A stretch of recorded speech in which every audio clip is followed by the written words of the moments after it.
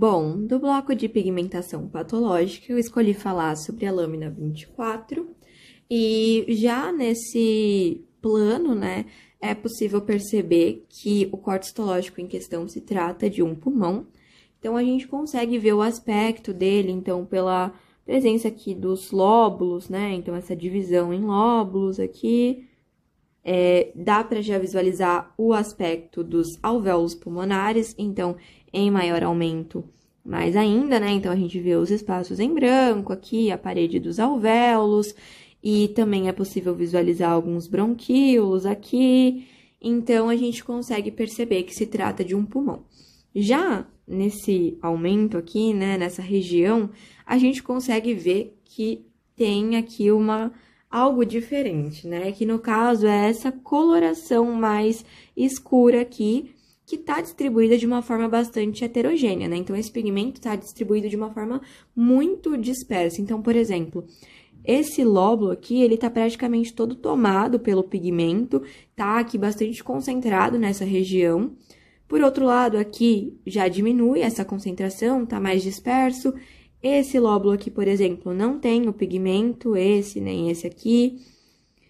Aqui embaixo tem o pigmento, mas ele tá de forma mais distribuída, depois aqui tem mais. Então, assim, a distribuição dele é bastante heterogênea, não segue um padrão.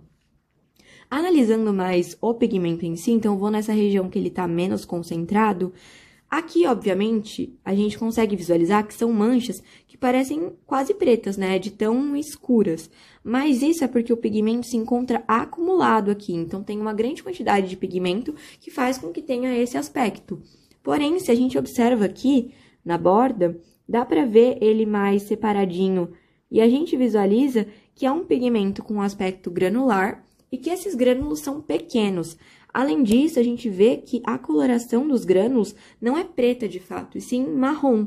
E aqui, quando ele fica mais acumulado, ele ganha esse aspecto marrom escuro, quase preto, por conta do acúmulo dos grânulos. Mas eles são, na verdade, da coloração marrom.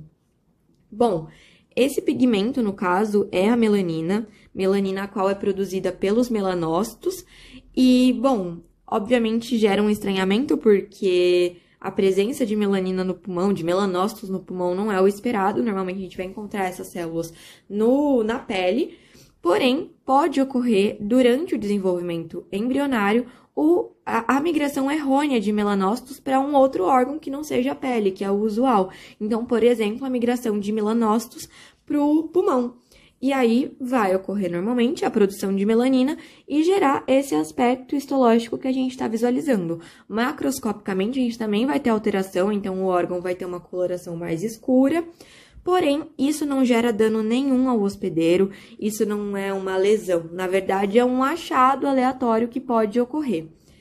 Essa condição de acúmulo de melanina em decorrência dessa migração dos melanócitos no desenvolvimento embrionário, é chamada de melanose congênita.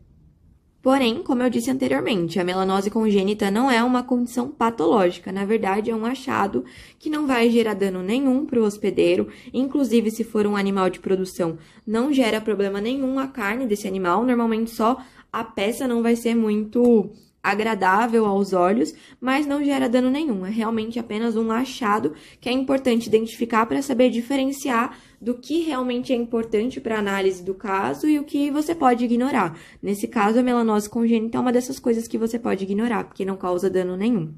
Então, é basicamente isso. Como eu disse, o pigmento em questão nesse pulmão é a melanina e a condição que a gente tem é a melanose congênita.